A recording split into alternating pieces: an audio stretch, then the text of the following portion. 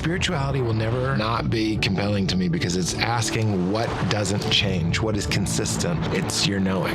What makes being a comedian so wonderful is you're supposed to say the unsayable. I think one of the things we're doing with art, with conversation, with everything is recognizing that we are in this really strange situation. We do really lack perspective. Well, that goes back to what is this? How would you articulate your evolution of understanding God? I was a fundamentalist Christian, but what happened was I had an experience. What I like to say now is I believe in God, but I don't think God exists. The idea of God somewhere else, something else that you can find is absurd. There's nothing missing here. That's the good news. It's all right here. There was nowhere to go. You can't become what you already are. And that's step one. And step two is to investigate the nature of that knowing. And when you explore your own nature, you don't need to be tripping for it to be remarkable.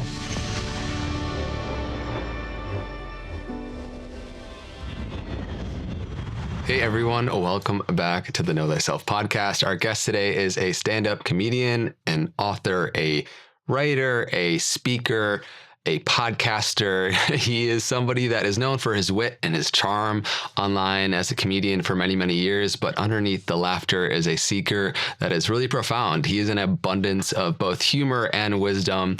And I love how palatable he makes exploring the existential questions of life and what it means to be human. Pete Holmes, thanks for being here, man. Thank you. What a nice intro. Yeah. It was off the dome?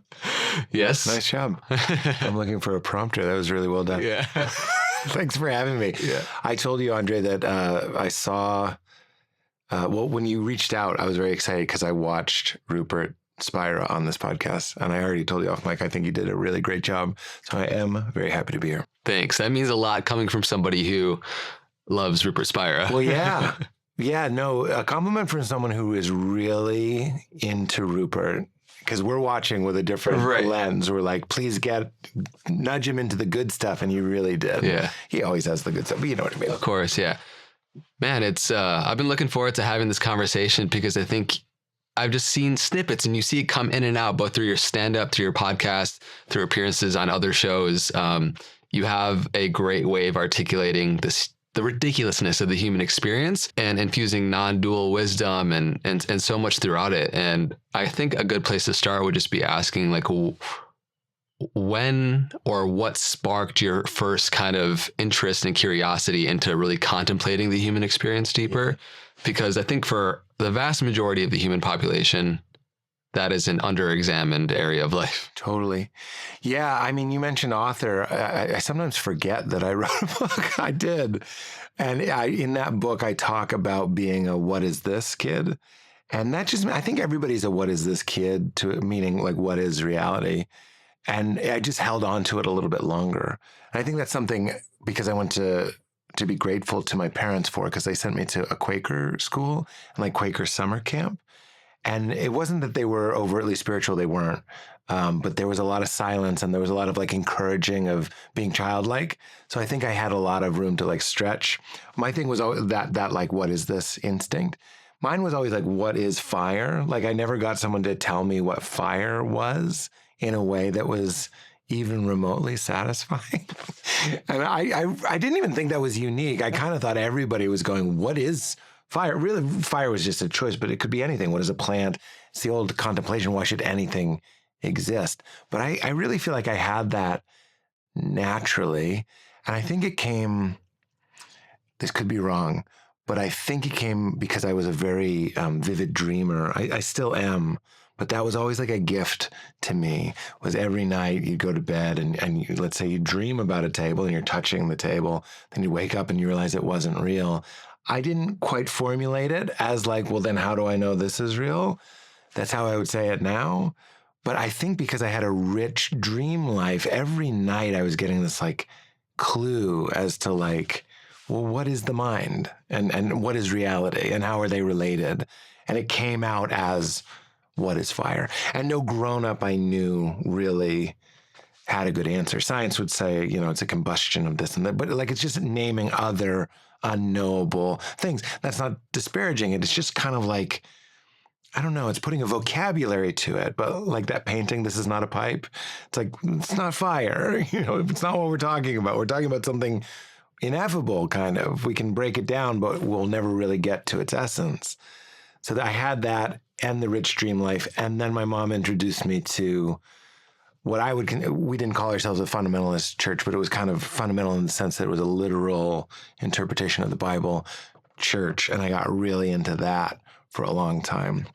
And even though I don't practice that anymore, I'm really grateful that I kind of had that experience. Even leaving it was a valuable experience. Yeah, the contrast of it, because it's interesting you mentioned, like, I feel, I mean, most kids come into this life with that innate sense of curiosity and wonder, and by habit of the culture that we live in, and we just love to label things, and it's useful, obviously, to have models. Useful. It's not useful to say what is fire. It's considered navel gazing, or it's considered like a waste of time. Right. It's fire. It'll burn you. Let's move on. That's like the mentality we need to build a bridge, but it's not the mentality that we need to like understand the nature of reality, which is, as you know, is just not very valued. Yeah, so that top-down way of processing and labeling things to say, okay, I identify that tree or that bird by that name, and then I know it. That goes hand in hand coincidentally with, I think, your transition out of the Christian faith, because it sounds like through your own spiritual inquiry and just looking inwards, you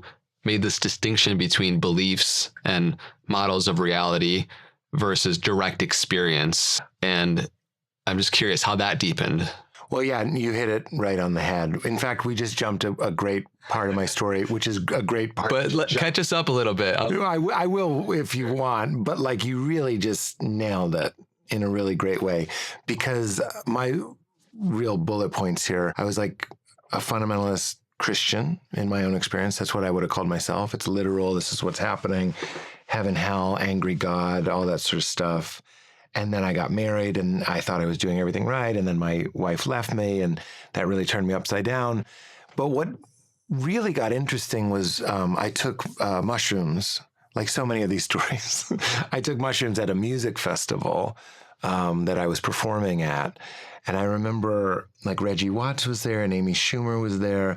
And my friend Jamie Lee and I were hanging out and somebody gave us this mushroom chocolate. And I remember Amy Schumer said, it's like weed, but stronger. And then I remember when it kicked in being like, no, it's not. like, what are you, how much weed are you smoking? Like, just because it was so much stronger and more undeniable of an experience. But I also remember being really grateful to her, because if she had said, like, you're going to see gnomes or whatever, which I didn't really, but people kind of turned into Tolkien kind of style people. Let's put it this way. I would never do a psychedelic at a music festival now, but my first time I did. And I'm glad that I thought it was going to be no big deal. And it ultimately wasn't a huge deal. It was a pretty small dose. But what happened was my experience. I had an experience. Instead of talking about other people's experience, finally something was happening to me. I'm not saying you have to do psychedelics to do this, but like I remember, laying on my side on it's a cliche, like on the grass, and it was like twilight, and I'm looking at this tree, and the tree's breathing, and I'm breathing, and I'm syncing up with this tree, like real unitive. I didn't know the term unitive consciousness, but I was like, oh God, I could cry. It's like I'm the tree, I'm the grass, I'm the sky, and also those like little jokes that mushrooms like to make, where it's like the sky looked like the unfurling of a backdrop of a bad play. Just like this little wink of like, look, it's a show. And I was just having something that I wouldn't until years later consider to be a religious experience. I was just having a nice experience.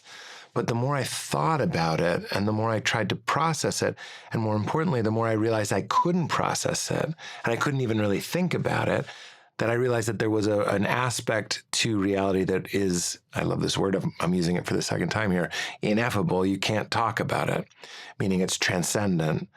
It softened me to the potential that the religious texts and the stories that I had been told weren't literally true, but were true in a different way.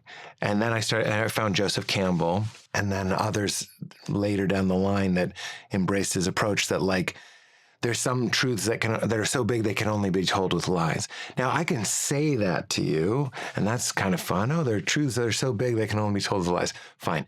But until you have an experience that you can't talk about, it's kind of hard to know what you're talking about when you say you can't talk about it. But now I'm like, oh, I have to lie to you to tell you what that experience was like. And then I was like, oh, maybe that's what all spiritual texts are. Then I found like Richard Rohr, who says metaphor is the only language we have to speak of God. This is a Franciscan in a robe. He's got the official seal of approval I'm not even Catholic, but from the Catholic Church. And he's saying we can only talk about these things indirectly. And because of my personal experience, I was like, I know what they're talking about. I had a touchstone to go like, there are things you can't talk about. And it happened to me. But then, and we'll get to this later, I imagine, you start going like, well, that knowing that was so psychedelic and strange is the same knowing that I know you. And I can practice that inquiry driving up your windy road, driving back on my way home. It's always there. And when you explore your own nature, you don't need to be tripping for it to be remarkable. That's what Rupert says. There's nothing mundane. It's like once you recognize what seeing is, or begin to start to understand what seeing is, nothing is mundane.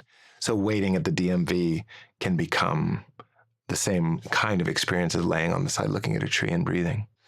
So to walk us back a little bit, because you now have the contrast of leaving organized religion, but being able to reinterpret really profound stories and myths throughout time in different religions through the lens of the mystical, because in reality, it's like, okay, some dude hundreds or thousands of years ago had a profound experience of life and was able to articulate that. And whatever way it got distorted and profited from, and in different ways we could kind of talk around it, that experience is on offer. Yeah. For all of us. And when you think of it from that lens, and then you can go back and reinterpret a lot of these, the Garden of Eden and the burning of the bush and the prodigal son, which I know you love talking about, it reframes it in a big way, where I feel like a lot of people who leave organized religion shame it, hate it, like push it in the corner, but then you get to reinterpret a lot of these Gnostic texts and it reawakens the beauty of it, I feel like.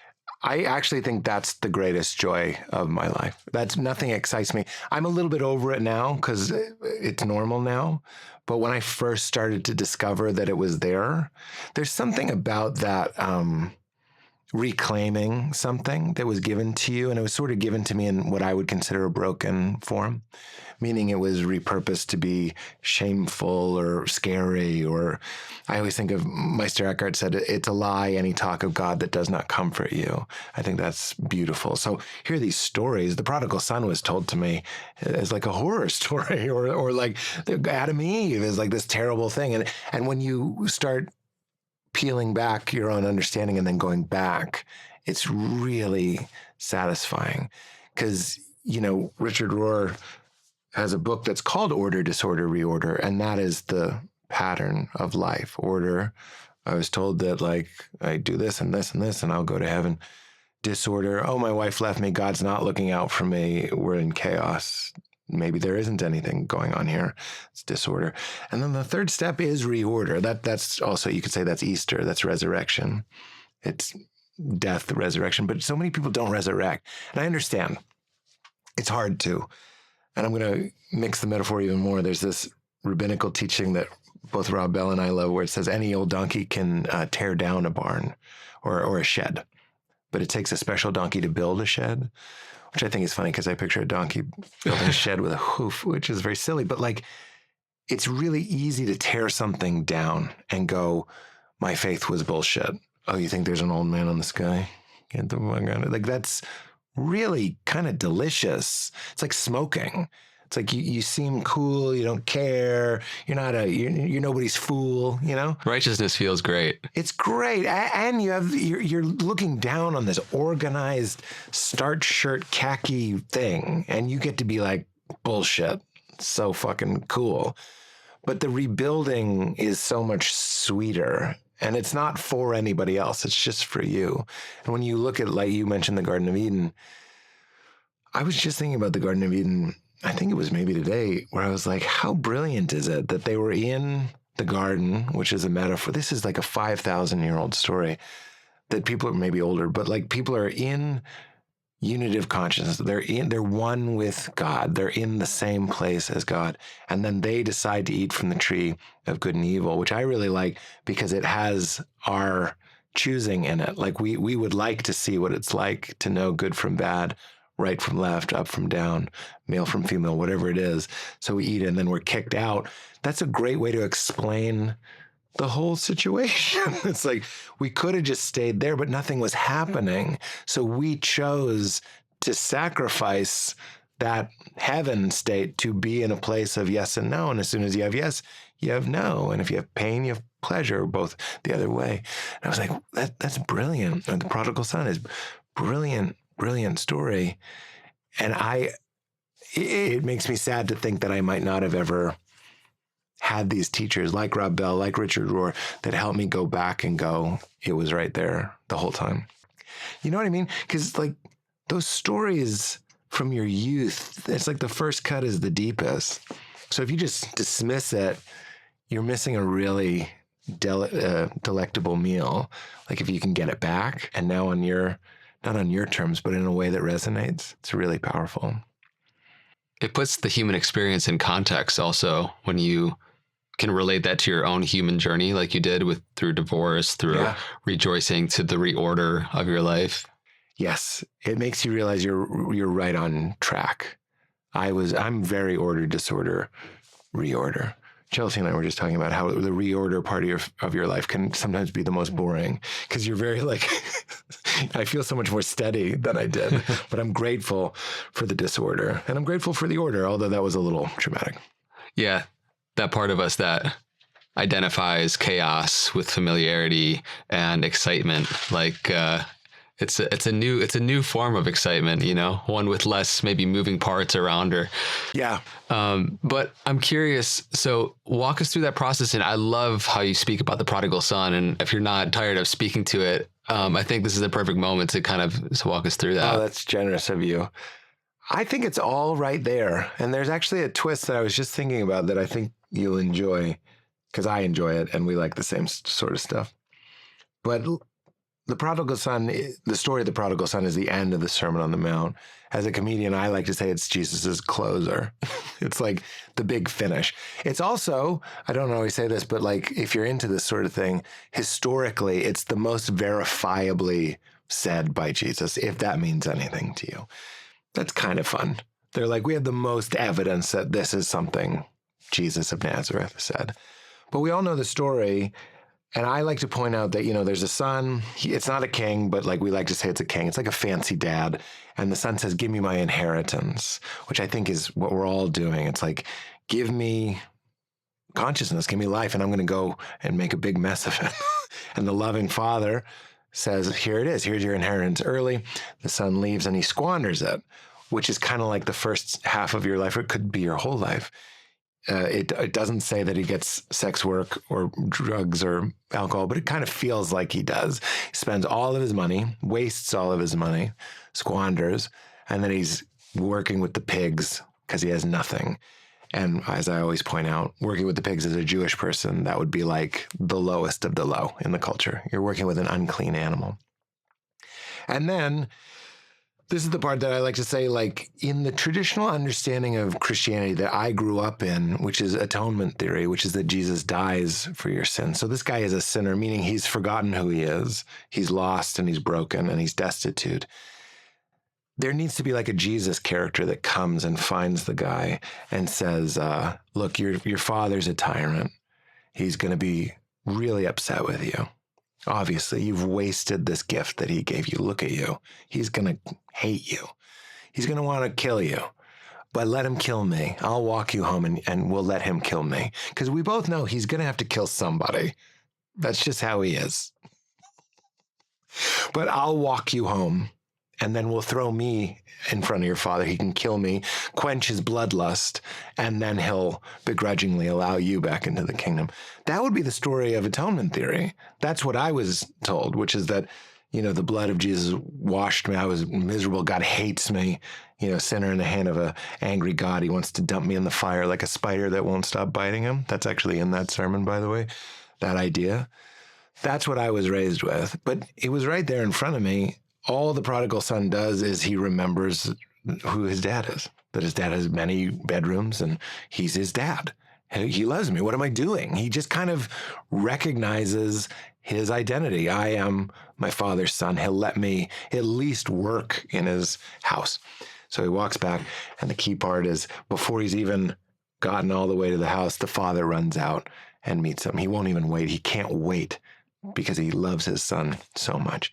And then the punchline is, and this has a very interesting non-dual kind of hidden twist, I think.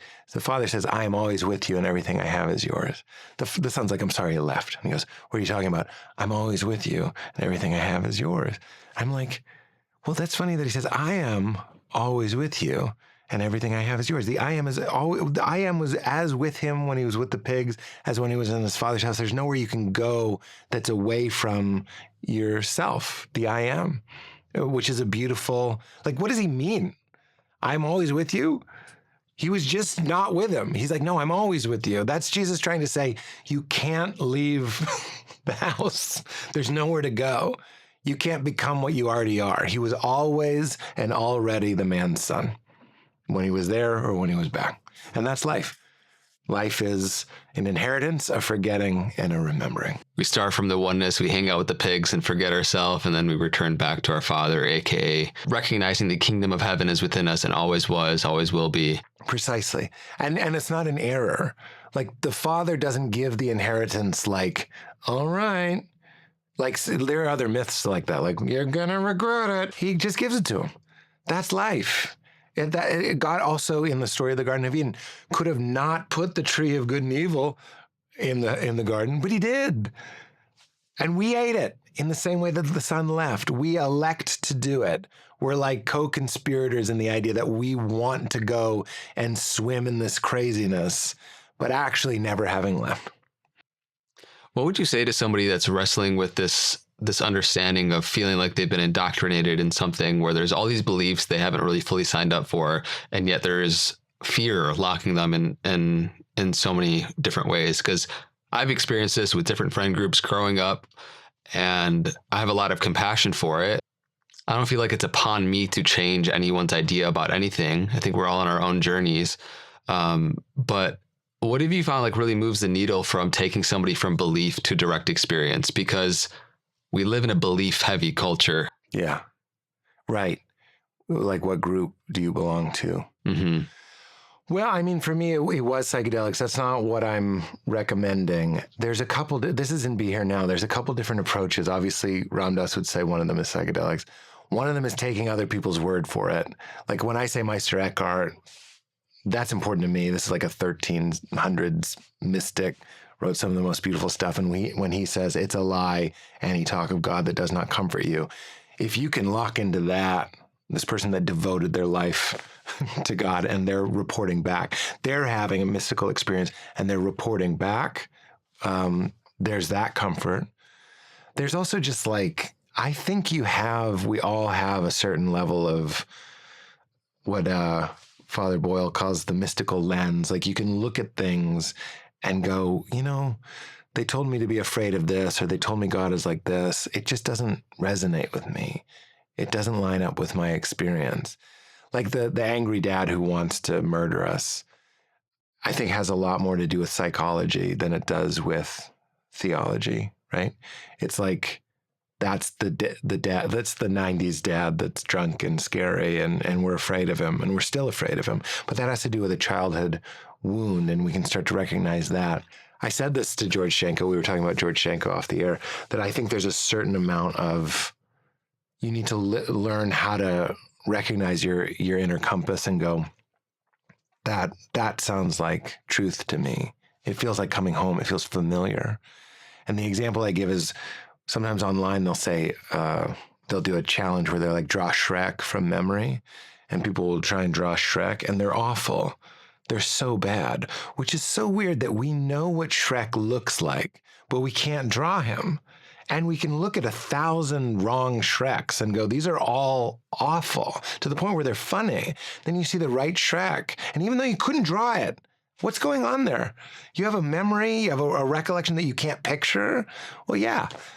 And that's how I think it is with God, believe it or not. I think there's something that you might not be able to articulate or draw, but there's an intuitive knowing. When you see Shrek, you know it. And when I hear it's a lie, any talk of God that does not comfort you, I go, that's correct. And when I hear God is a loving father, but he can't wait to kick you in a furnace because you accidentally picked the wrong religion, I go, that's not Shrek. I really think there is something in us, because it is us. Does it sound like you? We're getting ahead of ourselves. I think we're right on time. Oh, really? Yeah, for the show, I think. Yeah, man, I think all these, like, so many of these concepts are useful then to go beyond the concepts entirely. And when we get stuck in the models of reality and the beliefs around reality and what our ideas of what God is as a substitute for the real thing, which is the direct experience, which we can have viscerally, internally in this present moment. Yeah, it's just, it creates unnecessary barrier. Yeah.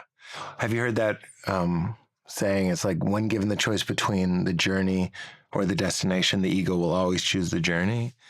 The metaphor that Rupert uses is the moth and the flame, and the moth wants the flame, which is divine union, but it also knows it will be annihilated if it goes into the flame. And that's sort of the predicament we're in. And there's also Trungpa Rinpoche said enlightenment is the ego's ultimate disappointment, or its final disappointment. So there is a sort of like, shh, don't talk about that. We don't want to get to that. We just would rather keep wandering around like the Israelites or whoever, anybody on a long journey would rather go on the journey than reach the destination, because then it seems like the party's over. Of course it's not, but it seems like it is. You mentioned we were chatting about George Janko, who's a friend, and you went on his podcast, and it was like a clashing of understanding, kind of speaking from direct experience versus through what the Bible teaches, essentially. And why I actually liked it is because it highlighted and it showed that contrast. Yeah. You know, even though maybe there was rub in the conflict, there was still respect, and you guys were amicable. I think we loved each other the whole time, but it was hard for me because it was like talking to, and I don't mean this in a condescending way. It was like talking to another version of myself. You know what I mean? So it was more personal than just kind of disagreeing with somebody. I actually felt like I was talking to another time in my life. So it was frustrating for me because I really wanted, maybe, I don't know, maybe on an ego level, I don't know, for him to be like, I get it, you're right. You know, like it's hard to surrender those, but out of love, like I was like, I remember, and I don't know if George is this way, but I remember being very tight on so many things. And I think I even said that in that conversation, that like the metric that I have is how spacious you are and how like free you are, not how correct you are. But I can get caught up in wanting someone to understand what I'm saying. I replayed it quite a bit in my head after. Yeah. So I'm glad you liked it. Yeah. I haven't talked to many people about it. I think it's important to have those conversations where you disagree and see what comes of it, even though it's not the most fun or doesn't feel the most productive in the moment. You know, I think it does support people who are in that own contemplation, and let people decide for their own path where, you know, what to make of it. Hey, y'all. I want to talk about tea for a second, because tea is more than just a normal drink. It's a ritual for me. And after trying so many different brands, I find myself continually coming back to and drinking on the show the ones from Pique Life, especially their pu'er tea. It's wild harvested, which means it comes from ancient tea trees, and it's fermented for gut health. That fermentation process loads it up with living probiotics and prebiotics, which is like a reset for your gut microbiome. It's awesome for digestion, energy, and even your skin. And what's great about it is that it dissolves instantly, so whether you're at home or on the go, you can just mix it in hot or cold water and you're set. No bags, no steeping, no fuss. Every batch is triple toxin screened, so you know you're drinking something clean and pure. If you want to give it a shot, Pique is giving our listeners 20% off for life, plus a free rechargeable frother and glass beaker with their Puer bundle, which is this stuff right here. And it's risk-free with a 90-day money-back guarantee. Just head to PiqueLife.com/knowthyself to get yours, or you can see all of our partner deals at knowthyselfpodcast.com/partners.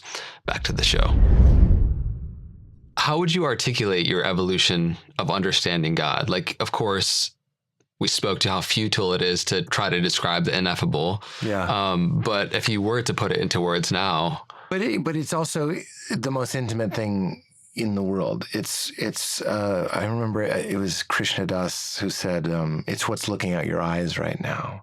Or it's not what the eye can see, it's that whereby the eye can see. So it's the active, or Paul said, we live and move and have our being in Christ, right? So Christ meaning awareness. So it's simultaneously, and this is straight Rupert Spira, it's impersonal, which means ultimate reality does not know subject to object. So it's not somewhere watching this podcast like other people might be. That's kind of a lonely thing when you consider that God doesn't really know about us, but it's that's how I understand it now. It can't stand apart from us. So it's impersonal, but it's intimate. It couldn't be closer to us. So what I like to say now is I believe in God, but I don't think God exists. Like, I don't think you can go somewhere and find something and stand apart from God and go, there's God. I knew you existed. And God would point back at you and go, there's Andre. I knew you existed. I don't think that's how it works. The metaphor that I like, which Rupert uses, I think Ramana Maharshi uses, is the screen. That we live and move and have our being like characters in a movie, and God, for lack of a better word, is the screen, is the knowing screen that we are on. So it kind of works in a couple different levels. The screen doesn't know what's happening in the movie. The screen isn't affected or changed by what's happening in the movie. So that can be a little lonely. There's a mourning when you consider that you've sort of lost that traditional help me find a parking spot relationship. But then you also realize, like, what are you talking about? It's all you. There's only screen. So the metaphor that I really love that Rupert uses is the actor John Smith, who's playing King Lear, and John Smith's ultimate reality is the one knowing.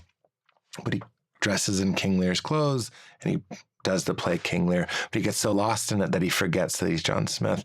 And backstage, he's still upset about his wife and the war with France and all this is all Rupert.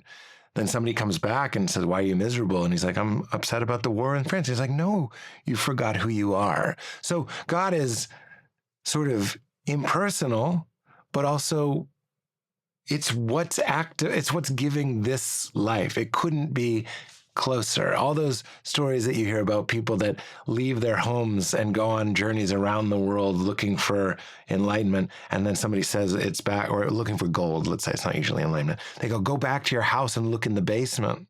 There's a million stories like that. Go back to where you were, and you realize what you're looking with is what you're looking for. So the idea of God somewhere else, something else that you can find is absurd. With that with which you're looking is the thing. And that's step one. And then step two is to investigate the nature of that knowing.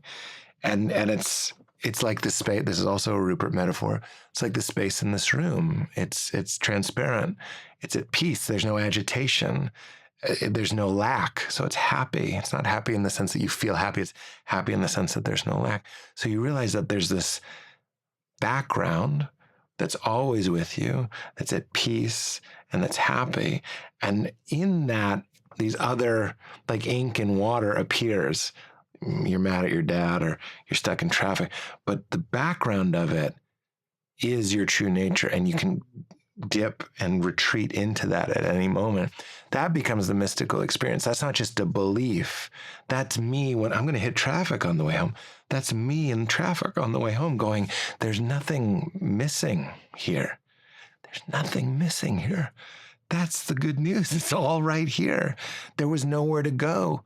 You can't become what you already are. You can't go on a journey looking for what you already always were. You were always the sun.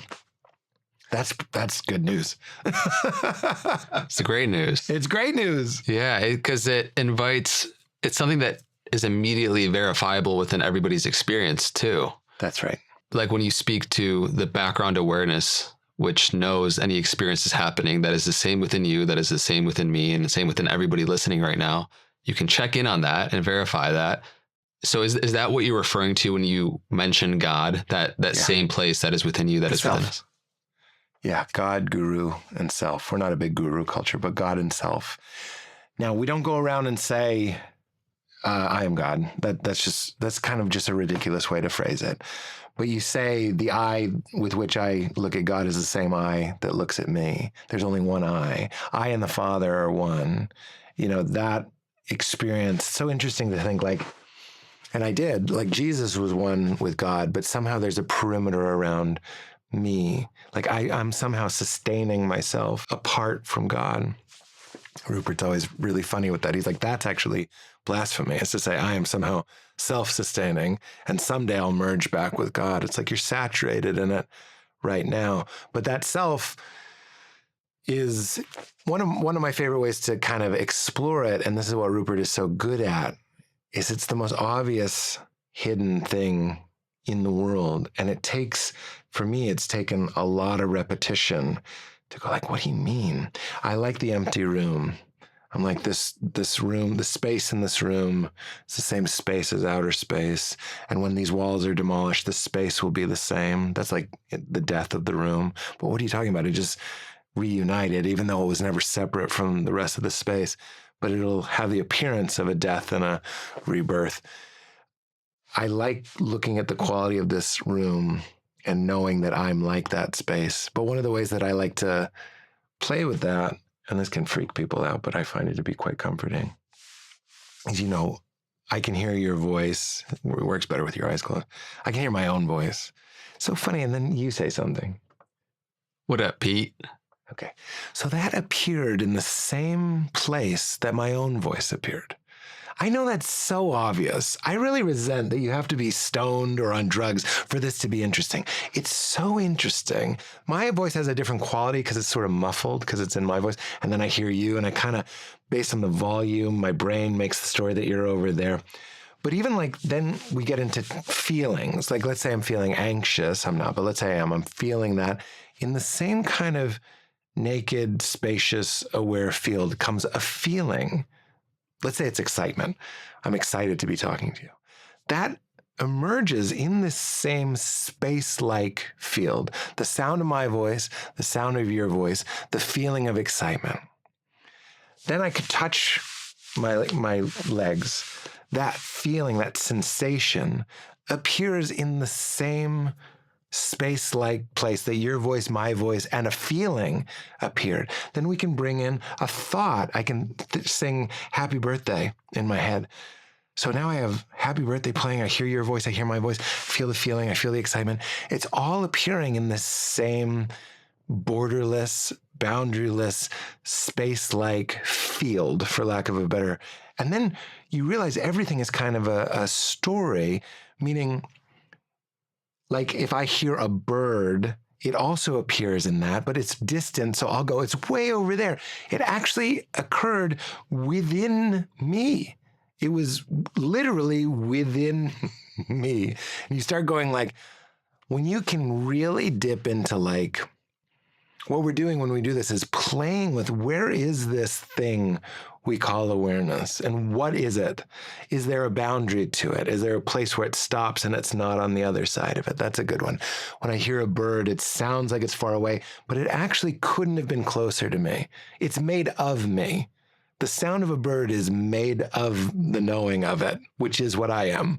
And then you go over and over and over with meditations like that, and you start to realize, okay, there isn't something somewhere else, somebody else called God. The whole thing lives and moves in this one knowing. And like, cups of water in the ocean, or maybe it's better to say waves on the ocean, we all have the illusion, the play, my daughter's name is Leela, which means the play of the universe. The play of the universe is, I'll pretend to be this one, you pretend to be that one. You can be something for me to love or to forgive, or you can be something, we can make art, or we could learn, or we could whatever. We could do nothing, whatever you want. But like, we're going to play. There's a Bird Talker lyric, we're one wind distracted by our different sails. So we're all these different sailboats, but we're all propelled by the same wind. And then you start to realize when Jesus said, I and the Father are one, he wasn't saying Jesus Christ of Nazareth is one with the Father. He said, I and the Father are one. I think that's very deliberate. I. And when I say I, it's the same I, because it's the only I. Because if there were multiple I's, that now we're dividing God, and that's actually blasphemy. As opposed to people say you shouldn't talk that way, that's blasphemous. I'm like, it's actually blasphemous the other way. It helps, again, put into context this human journey. The Vedic understanding is like the one becomes two for the joy of becoming one again. And I think in my conversation with Rupert, we talked about how suffering is the cost of admission for the illusion of separation. For this dance to play, for the Leela to occur, there needs to be this perception of separation of subject and object, of me and you. And it's how oneness gets to differentiate and experience itself through many different eyes. And the suffering comes in identifying with our separate form and thinking that's actually who we are. And so I think that practice, which is, again, immediately verifiable and implementable through anybody who's listening right now to check in with that is powerful. Yeah, your body appears in that field of awareness. What you mean by your body is something you see and feel. And and when you're not looking at it, the perception of it goes away. Obviously, this starts to feel a little childish. But you realize when you say your body, you're talking about like an amorphic. It's like clouds of perception, and it appears in that field, and that field is what you actually are. And that's not just wishful thinking. You can really explore that. This is why we love body swap comedies. This is why we love all that sci-fi stuff. We intuitively know that when Rupert says one of the things he does is close your eyes and act like you're a newborn baby, but you haven't even opened your eyes. And he goes, tell me about yourself. You wouldn't have any concept of body, gender, nationality, humanness, but you would know that you are. And that's the only true thing. That's the only knowable thing. Irreducible. Is I am. Yes, yeah. Is I am. Yeah. That's good stuff, right? Yeah, it's great. I love how we just dove right into the deep end off the bat. But if we want to go on the path of self-realization and have the experience where we become self-realized, how other could it start with first getting acquainted with the experience of our own consciousness and spending time and just hanging out and just call it whatever you want, whether it's meditation or contemplation, but you sit with your eyes closed and go inwards and just hang out. And your ability to articulate it or formulate it is not what we're talking about. Yeah. I like talking about it. It's helpful when you're on a podcast to talk about it. If you look at somebody with special needs or somebody that never learned how to read or whatever it might be, this is the most ubiquitous, this is the most generous outpouring. It's like you're already the guy's son. It's just your birthright. It's the only thing that's happening. You can't not be it. You can forget that you're it. That's the game. That's the friction or the tension, is the knowing can be veiled. I wrote this in my book. I said, there's nothing you can do to increase or decrease the infinite love of God, but there are things you can do that will increase or decrease your awareness of that love. That's how I articulated it then. Now I would say, like, you can't ever not be whole, complete, you could say a child of God, you could say the one I am, whatever, but you can veil you can get lost in the story of experience. And so you can forget and you can remove that veil. And it's the only game in town. Yeah. Take it from someone who's done, and I'm grateful, I've done a lot of extraordinary things in my life. I've been to the tops of a lot of interesting show business mountains. And it's like Ram Dass says, you eat ice cream, you want water. Now you want a nap. Now you want coffee. Now you want a book. Now you're bored. You watch a movie. Now you want sex. You know what I mean? it never ends. You know what I mean? Spirituality will never not be compelling to me because it's asking what doesn't change, what is consistent, what is actually always with you and everything you have is yours. It's your knowing. And what is the nature of that knowing? Peace and happiness. So it's not just to go, I know the meaning of life. It's so later when I'm in traffic, I will go, there's nothing missing here. What in this moment is lacking? Nothing. Nothing. One of the byproducts of this recognition, which I think comes up when we speak about it, is laughter, because there's something inherently comical about this play and recognizing how we forget and we pretend it doesn't exist in this recognition. And in many ways, I feel like I've heard someone say that in some contexts, comedians are like the shamans of modern culture because they're able to speak to directly what's most important in a way that's diffusing of the seriousness of it. And I love how you bring humor into all this and you speak to the ridiculousness of our human predicament and where we find ourselves on the spinning mud ball. And it eases the edges around it all. I know what you're saying. I don't know if I don't know about shaman. Here's what I know. I know that we put shackles on our pastors, and I say that with great love for some of my best friends are clergy. That's actually true. But I think we have this like expectation. We sort of Mickey Mousify them. They're not allowed to be doubtful. They're not allowed to be angry. They're not allowed to be horny. They're not allowed to have a bad day. They're just supposed to be the mascots of the church. And really the church in the West is a lot of times, and it does a lot of great things. I'm just saying a lot of times we get a little lost in the niceness of it all.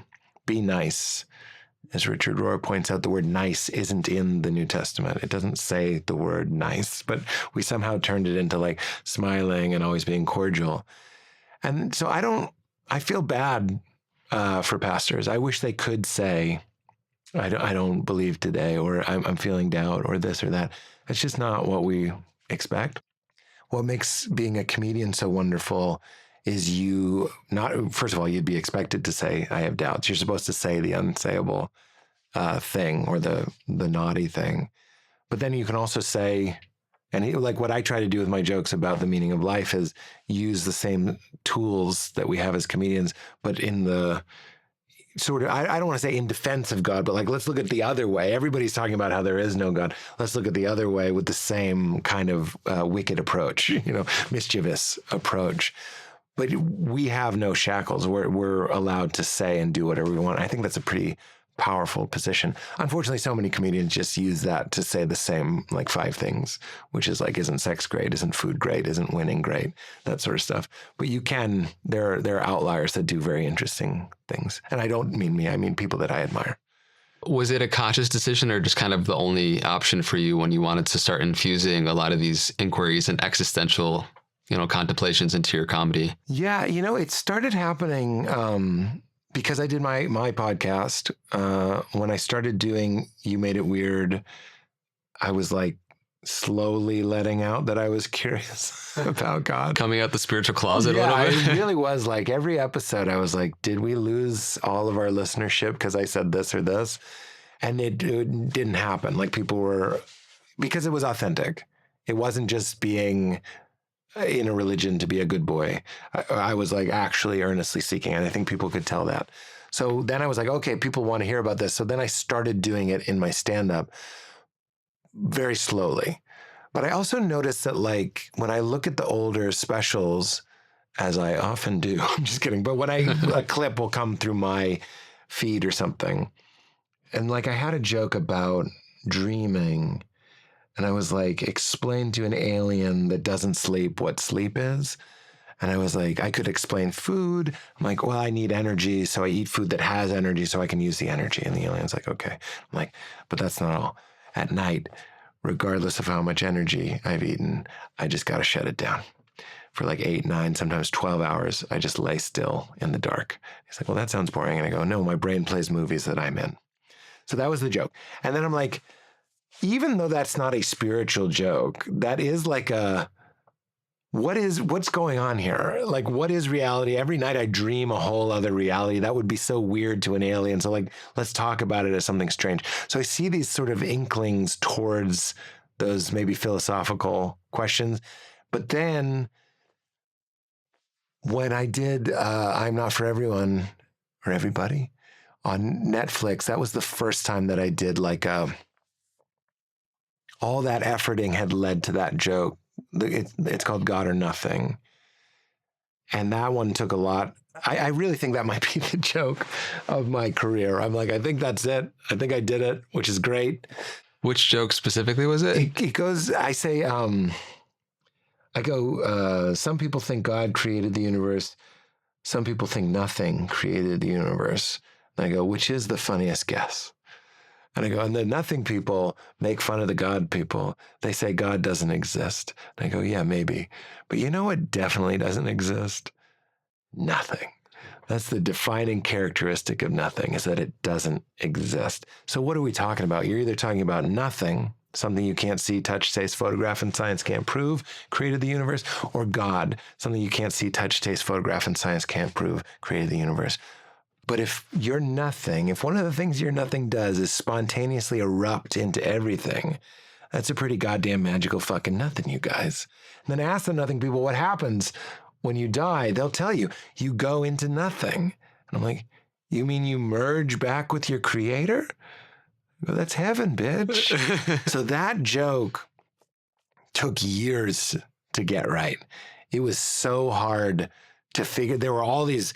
I used to tell the prodigal son story in the joke. Like, it was like fumbling around in the dark. I had no idea. But when I came to the like idea that it is funny that the sound argument that defeats the God argument is the nothing argument, I was like, oh, well, let's just hold those up. And I'm not talking about, I'm not even defending every idea of God. I'm just saying, like, both of these are they're both words for a mystery. They're both words for a mystery. And nothing is just as much as a God as my God, because my God is no thing.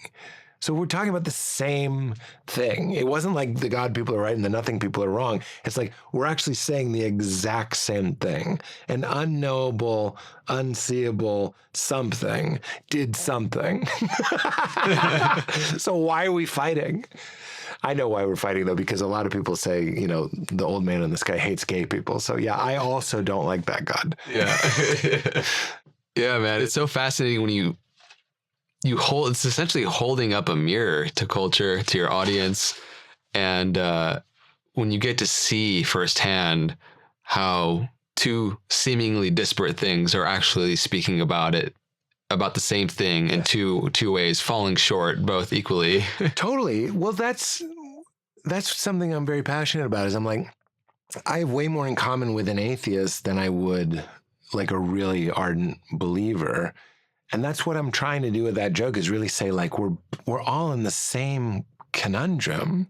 We're soaking in the same mystery. We all woke up in something we don't understand. But we all have to, like, I think one of the things we're doing with art, with conversation, with everything, is going, like, recognizing that we are in this really strange situation, and it deserves. We should be working together, not dividing ourselves into the God people and the science people. We do really lack perspective, how weird it is. Well, that goes back to, what is this? The other choice, when you go, what is fire? And you're like, I just don't understand, is not science. It's actually the middle people that just go, they said it's fire. It's fire. Of course it's fire. What else would it be? And you dry up and you lose it. But I think wonder is a very powerful lubricant. Yeah, when we lack that perspective and, you know, speak to it in your specials of what happens just when you zoom out and you get to see all of these, you know, all of these humans that really look like ants from their perspective of outer space, with all these different opinions and beliefs on what reality is.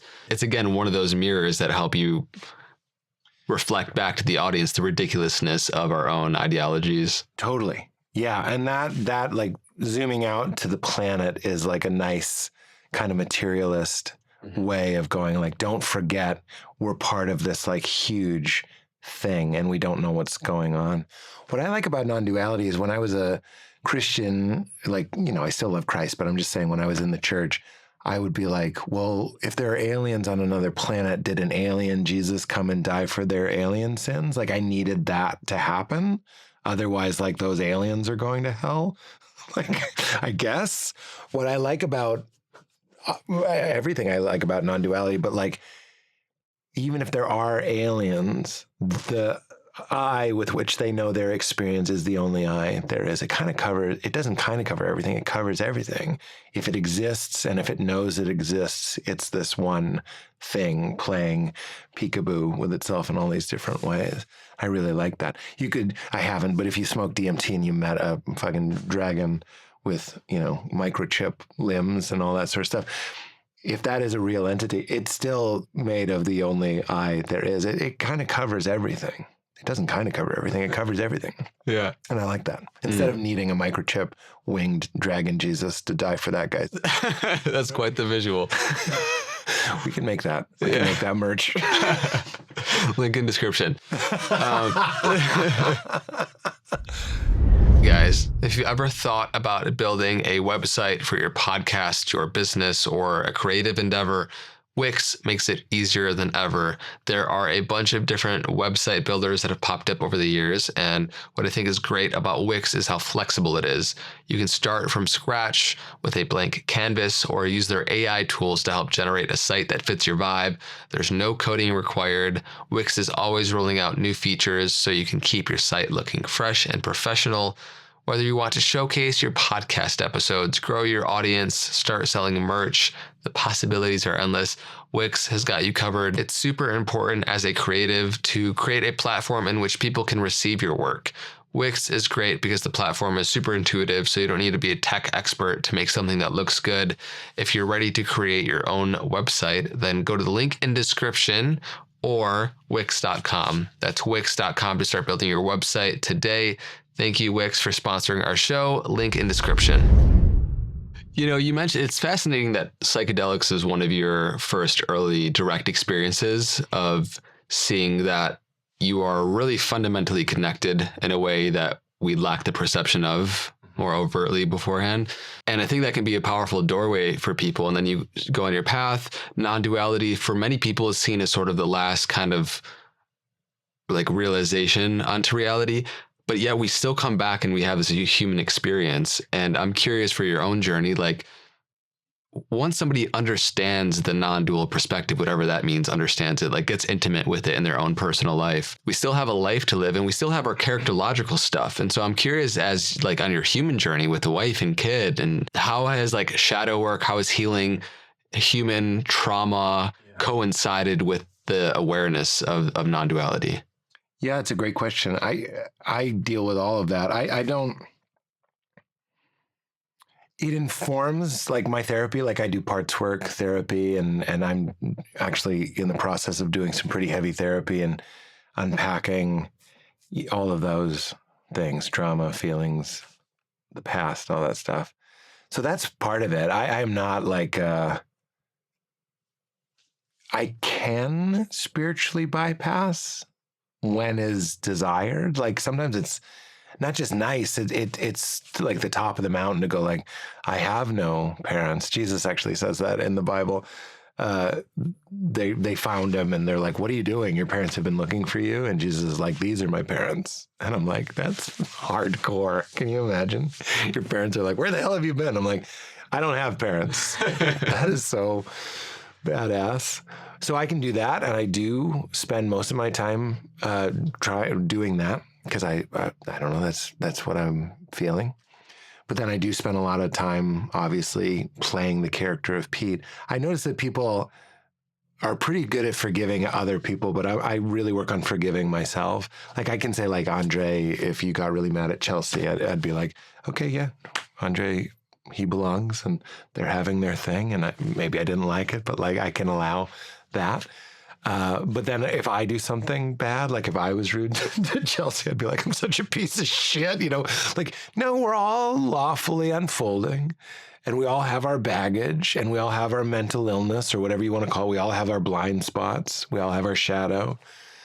And like when I'm doing my therapy, it's really powerful to stand as naked awareness and look sort of dispassionately at Pete. It helps me heal to be like, okay, sure, that's not who I really am.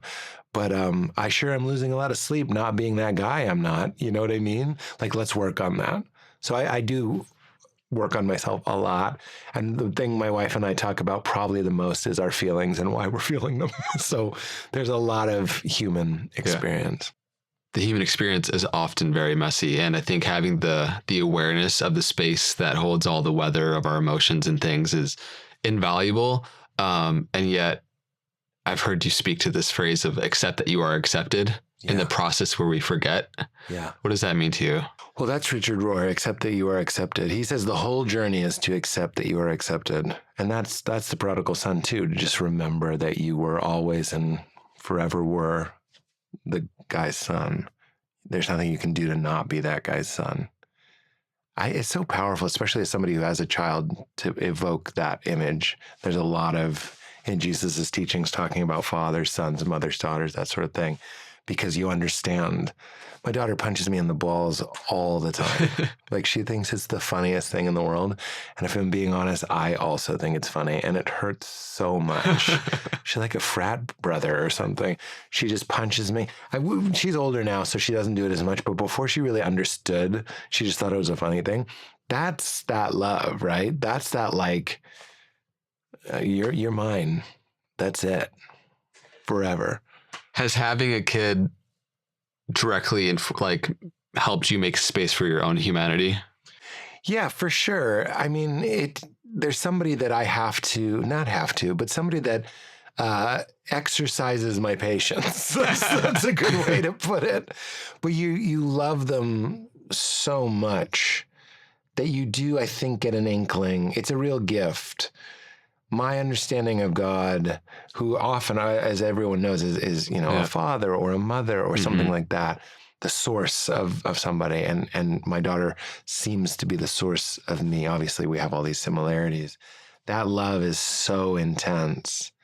I've experienced, while we've been talking, I've been like, it wasn't until I did ketamine that I really had some very intense non-dual things. Mushrooms I've done, this past year, and mushrooms to me is, I know I'm not quite answering your question, but it came up.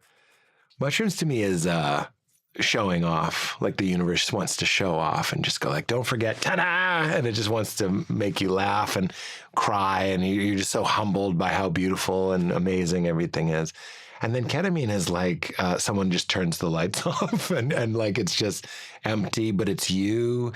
And when I go into that space, if any part of me is still there, it does feel kind of like a father. And you go, do you love Pete? Like, I know you're everything, but do you love Pete? And I was like, it's the most absurd question in the world, asking love if it loves you. But to have that experience, and it's similar to my daughter, be like my daughter saying, do you love me, is the most absurd thing in the world. She could even say, do you love my imaginary friend, the dinosaur? And I would be like, I do. And I mean it. Like, I really do, because it's you, it's in your mind. I love it. So when I asked ketamine, after having this non-dual sort of understanding of God doesn't know subject to object, so it doesn't know Pete. And that was kind of lonely. And I was like, but do you love Pete? It was like asking the ocean, would you get this wet? Would you get this wet? Would you get this wet? It's like, all I do is get things wet. I am wet. I am wetness. Like, what are you talking? It's all I can do. You say clip it? Clip it. Clip it. All I can do is make things wet. And that, by the way, no, don't you do it. Goes back to like the joke of it. It's funny to think that there are millions and billions of things asking God if it loves you. That's a joke. Yeah. That's a funny joke. Mm-hmm. And you can get into that space when you're on ketamine or not, but like just laughing.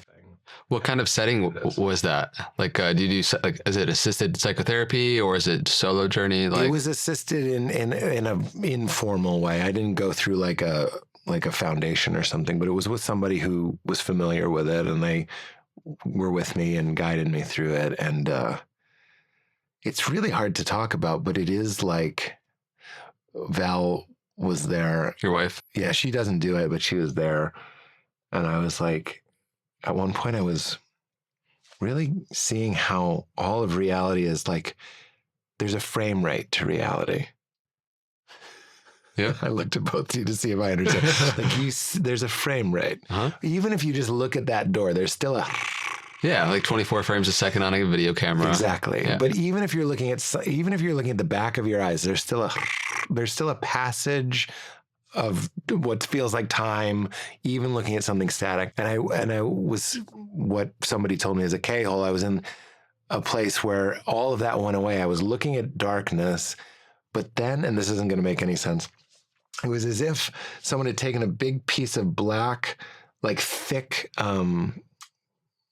poster board, and they put it between me and the camera. So it was like, right? You know when you watch like Monty Python or something that have like photographs and like animate them? Anyway, so it wasn't in the frame rate. It was this darkness and this stillness. And I came back and I said to Val, I just saw the stillest thing I've ever seen. Meaning we've never seen anything still. Everything has visual static, those millions of little dots that you see. Everything has that frame rate that we're talking about. It's all being built, even a still thing. I saw nothing. And what was great was, even in nothing, I am. Even in nothing, I'm still there. And so the I amness was like, look, I'll show you. You can remove everything. As it says in the Old Testament, you go to the heavens, I am there, or you are there. I go to the depths, you are there. It's like, you can't, I'll shut the whole thing down and show you that you are not linked to this experience. You're separate from it. And it was really beautiful. That is not what you asked, but that is what came up. I think those reference points, whether they're induced psychedelically or not, even though it doesn't really carry that, in my experience, like that does not carry over to day-to-day life, the reference point does. As a reference, it's really nice. Mm-hmm. No, you're absolutely right. The next day, even, it's just a memory. But then when I read things and we talk about, I don't know, the void or something, you have a better understanding of what it's talking about. It can inform it. But you're absolutely right. I'm actually not that psychedelically prone. It's a sometimes food for me. But I do it when I go. I'll say to my friend, I forgot my baptism. And then we'll do it again. Just a little refuel. Yeah. We spoke to how you love to explore and implement these different psychological and existential questions into your work. But what role as a comedian do you feel like you have the unique opportunity to fulfill? And what do comedians have the ability to do for society? I mean, I think we're really seeing what comedians can do to society when you see what podcasting has done. And that's not coded. I'm not dragging anybody. I'm just saying it's a real cultural influence. It's not just nightclub, cats in nightclubs smoking cigarettes and talking about their mother-in-laws anymore. It's like, it's a big part of culture. When I'm performing, I try to remember like what we've been talking about. I'm just performing for myself. It's just Rob Bell has this story when he saw Desmond Tutu and the Dalai Lama. They were speaking with him on the same panel. And so Desmond Tutu's walking up to Dalai Lama and he's like, what are these two holy people going to do? Like, they're friends. What are they going to do? And they got right up to each other and he's like, oh, they're going to hug. And they didn't hug. They started tickling each other. And that's what I think comedy can do is just, we can get real close and just tickle each other and create a space together where we're, I don't want to say in agreement, but we're all having the same experience. We're all laughing the same direction is a really powerful thing. People like doing projects together. It's one of the things that I think AI will be challenging because it's not actually the result. We actually like doing things together. Like maybe AI in 6 months will be able to make this conversation and this video, but that's not the point. The point wasn't the video. It wasn't just the video. It was me coming here and parking and coming in and drinking coffee and sitting with you. So comedy is similar. We're building a show together. The performer and the audience should merge into something called a show. So it shouldn't just be about my ego and, oh, I got you all to laugh. That's what makes a heckler so offensive, is because they're saying, like, I'm not in the group. Like, fuck you. Like, you've broken the spell. But when everybody gets together, and I'm not just saying this because we're on this show, I think there is something very unitive happening. It's like you become one entity. And then Rupert would say, when you're laughing, you're forgetting yourself. So you're kind of having that naked experience. That's not unique to comedy. That's the same as imagining rock climbers, surfers, certainly, sex, music, good art, good conversation. You can kind of vanish. Conversation's tricky, but like silence, a sunrise, you can vanish. But I also think when you're laughing, you're not really there. And I think that's actually the addiction to it. Is you're spending time in this. Let's put it this way. Ram Dass used to say, if your car careens off a cliff, you're probably not horny while you're flying through the air, right? So when you're laughing, you're probably not worrying about your gas bill. So much can't come with you on that experience.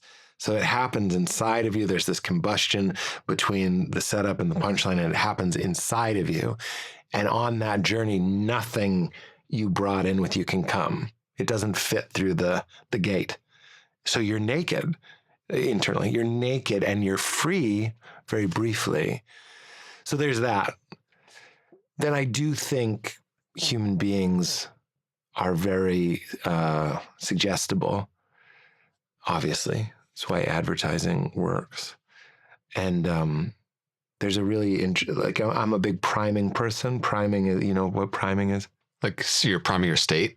Or it's like similar to self-priming. So you're doing self-priming. Do you self-prime? You self-prime, bro? a little bit. Yeah, I think definitely before these podcasts. What I'm talking about is specifically, so Tony Robbins says like priming. And that's where you think of 3 memories and 3 goals. That is priming. That's self-priming. You can also prime other people.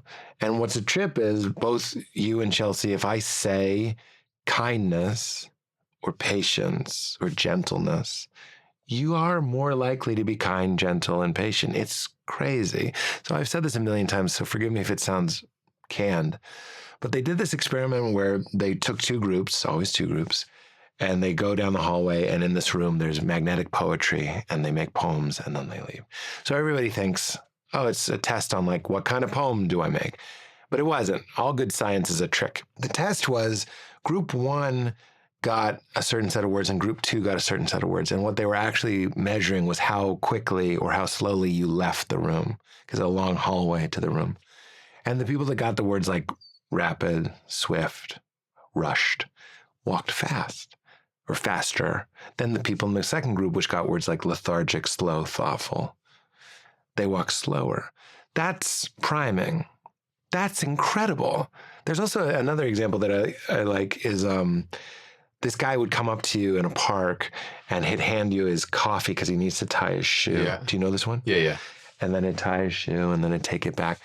And sometimes the coffee was warm and sometimes the coffee was cold. And if the coffee was warm, they'd come up to the person 5 minutes later and say, tell me about that person. That's the test. And they didn't even know they were being studied. And if the coffee was warm, they would say, he seemed like a warm person. He seemed like a nice guy. And if it was cold, they were like, I don't know, he seemed kind of cold. It was the coffee. That's also a type of priming. So as much as I will defend comedians, not only right, but sort of it's our job to be wicked sometimes and say devilish things to delight people. I'm also aware that there's a real opportunity, let's say, to foster other types of energies. And even if it's just joy, it doesn't need to be preachy, like you should donate to this cause that I like. It could, or believe this thing that I believe, but it can just be gentleness, or it can be in an attitude that you have towards the audience, an openness of generosity. If somebody says like something and you're like, fuck you, that's a message. The big, powerful person that was under lights with a loud voice, so the alpha, was attacked and he was cruel. Got it. You know, that's a message. Or the alpha with the loud voice and the lights that was higher than everybody, was patient. That's also, we don't need to like think about this or burden ourselves with these, but there is an opportunity to go like, we're so susceptible that we think a cup of coffee is a person. Well, maybe we should talk about, you know, how it's fucking dumb to be mean to gay people or whatever it might be. That's an opportunity, not just in comedy. It's an opportunity in the next conversation you have. And the right conversations that I have when I talk to my mom and she's getting old, and the good ones are, and I'm not doing this to manipulate her. I'll call her and tell her how brave she is and how much I love her. But love is, you. I cherish you, or like proud of you, or you're important to me. I care about your well-being. These are spells that we cast on each other. But stand-ups can also do that. So the example I often give is the stand-up that says, don't drink and drive, but hey, they can't catch us all, which is a standard joke, is actually kind of a dangerous, not just kind of, it is a dangerous joke. I don't drink anymore, but when I drank, if the comedian, the alpha on stage, higher, louder, brighter than everybody, says they can't catch us all, am I more likely to drive drunk? Of fucking course. So let's not get paranoid. We can still be fun, but there is something going on where it's like I swear in my comedy, but I still think the comedy I do is beautiful, let's say. And then I'll see people that do clean comedy, meaning they don't swear, but the underlying message, and I'm not thinking of anybody in particular, by the way. For example, Nate Bargatze comes up if you say clean. I'm not talking about Nate. I love Nate. I'm not talking about anybody in particular. See somebody at the club, they're not swearing, but if you look at what they're saying underneath that, you're saying it's okay to hit women. Like I've seen this, like right under the surface. You didn't say fuck, shit, pit, cunt. But right there, you just said it's okay to hit women. Isn't that dirty? Or you can say a joke where you say all those words and the message is positive. Maybe bleep when I say cunt. It's a mystery what those words were. Leave a comment with your best guess. You'll get flagged on YouTube if you get it right. It's the end of both of our careers. No. It is fascinating how you can recognize how you're planting seeds, for better or worse, with all of our work. But when you're on a stage and you have the ability to get people in a moment where laughter is cracking them up to that moment of like lessening their identifications and opening up for different contemplation. It's a safe space in many ways because people feel disarmed when they're laughing. Does that responsibility weigh on you at all? No, it's very, because it's easy to get like too intense about it all too, totally. You know? No, it's paranoia.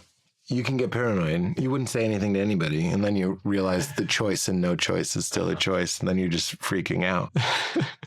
I don't know, man. Like I'm a big believer in letting it happen without being too lofty. It's like the jokes show up.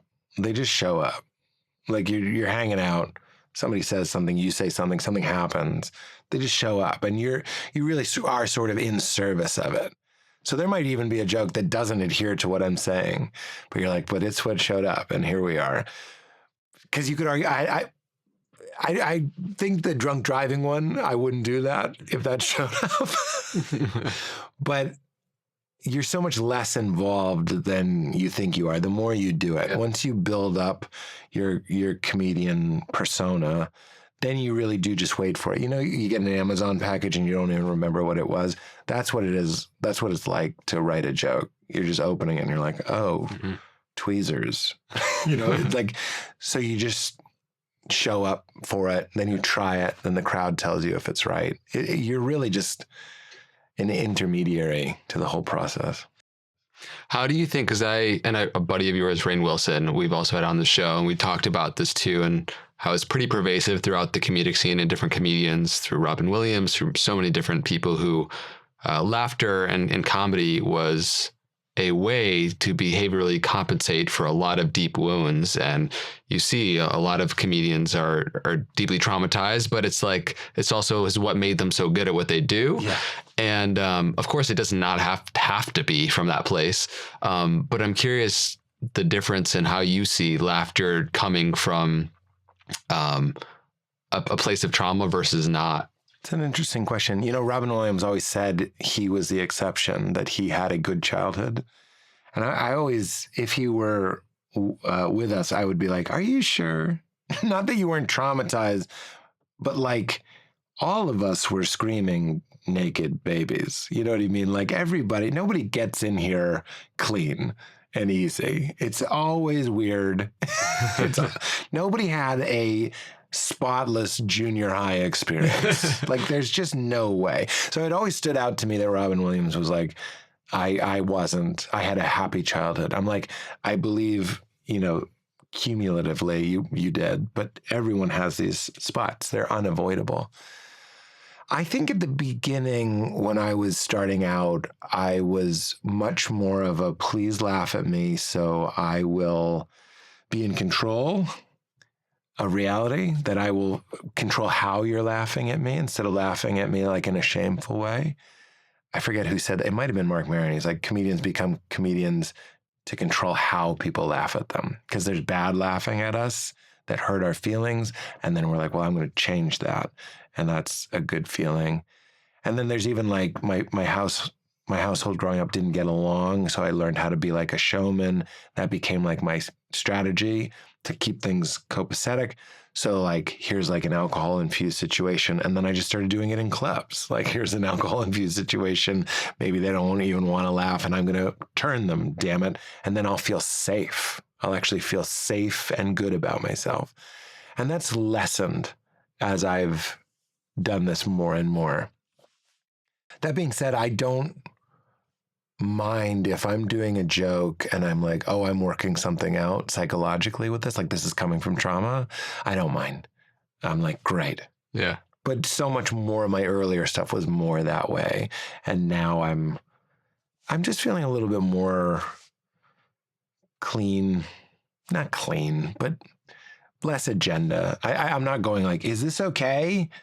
I'm going like, do we like this? Instead of like, please tell me I'm all right.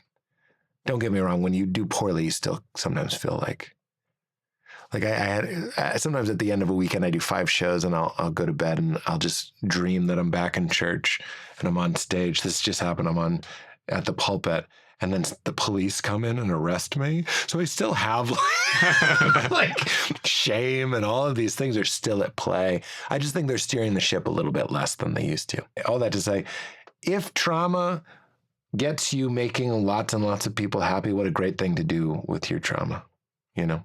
Mm-hmm. So we'll take it however we can get it. I love it, man. Yeah. Like if you're a philanthropist out of guilt, who fucking cares? If you're a leukemia ward in a hospital, who cares? Just send the check. You know what I mean? Like we need all the help we can get. We need all the laughter we can get. And pain, I think pain is turning it into a joke. People should be so lucky. It's a wonderful therapy to take something. Like my wife left me and I made a TV show about it. So I'm reenacting scenes inspired by things that really happened.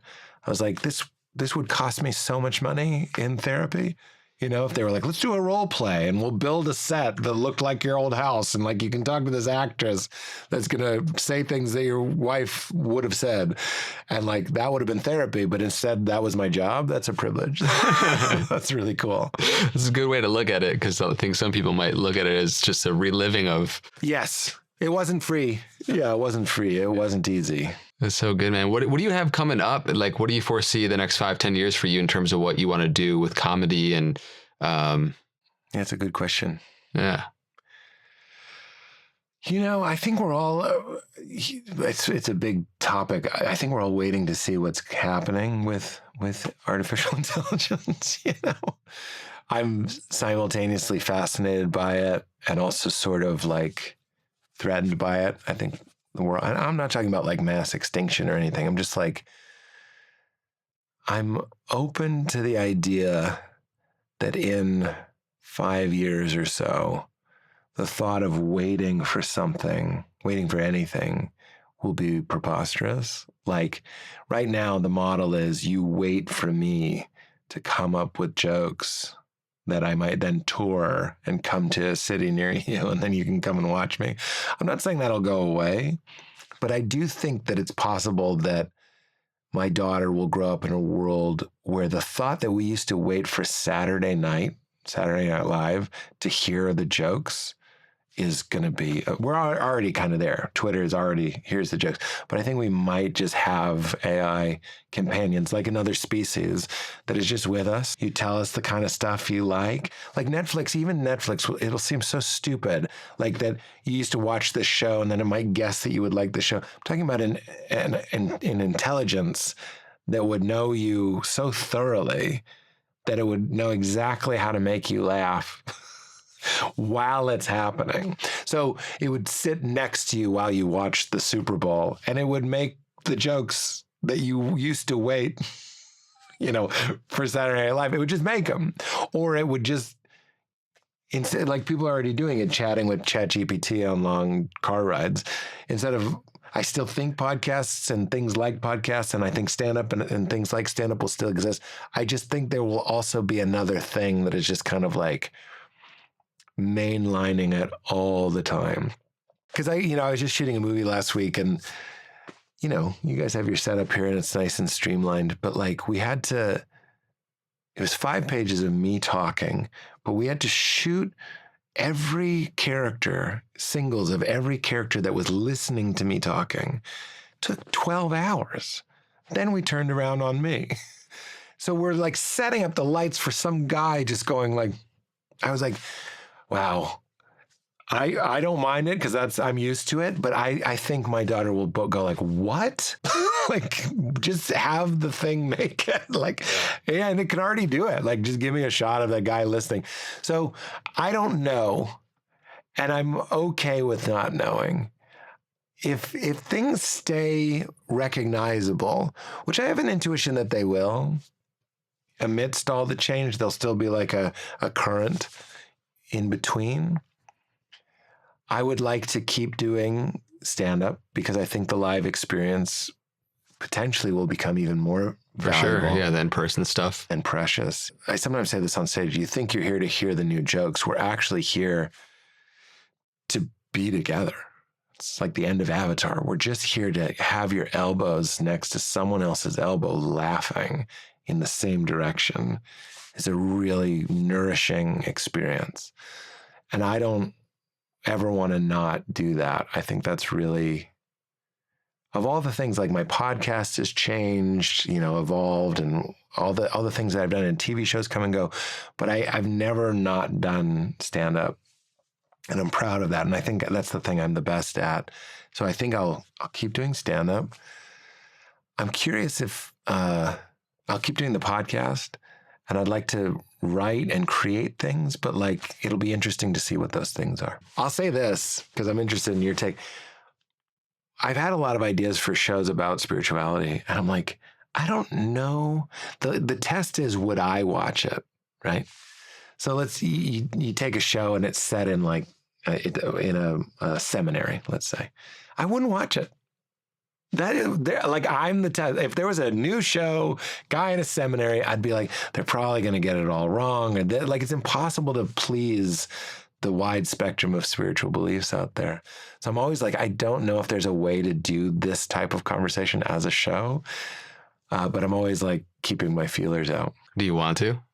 And I'm not even sure if I want to. Now that I'm 46, that's a much bigger question for me. Yeah. When you're in your 20s, you're like, what can I do? Yeah. What will they let me do? And now I'm like, I don't know if I want to do that.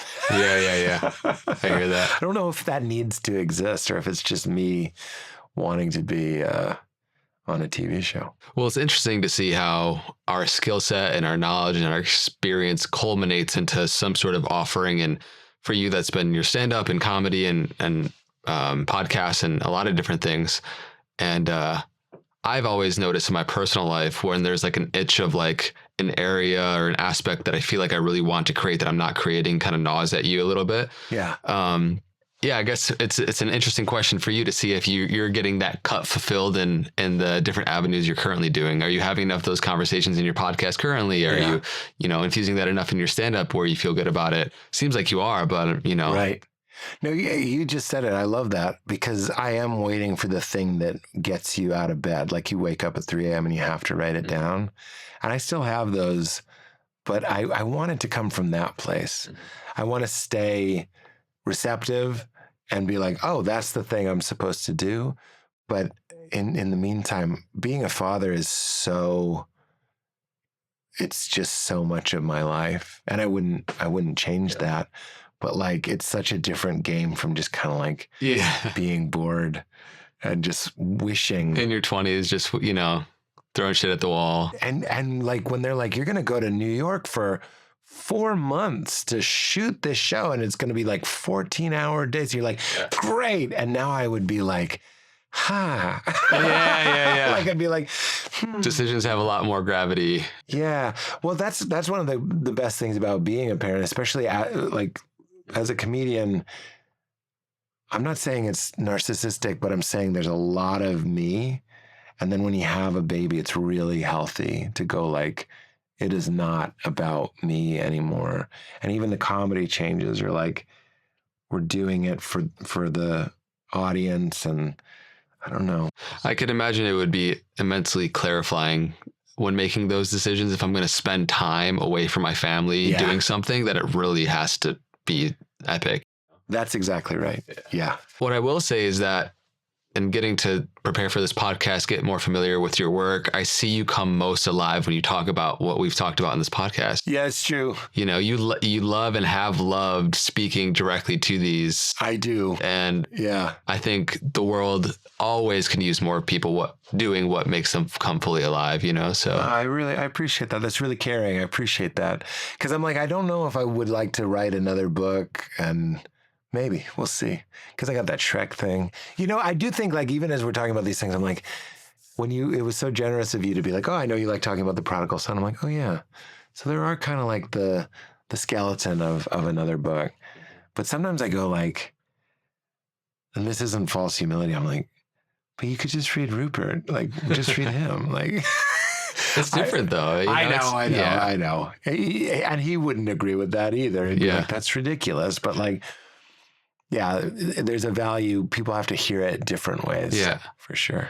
Yeah, I think we're all bridges to different people in different ways, and you make stuff palatable and accessible in a way that maybe someone like Rupert or me or Chelsea or anybody, who's doing this work in different ways can't. Well, that's what I've noticed is there's more people no matter who you are, there's more people exactly like you than you've ever dreamt of. Because I was like, oh, evangelical, divorced when I was 20, married, first girl I ever knew, that did mushrooms and found this and found Ram Dass. And there's so many clones of me.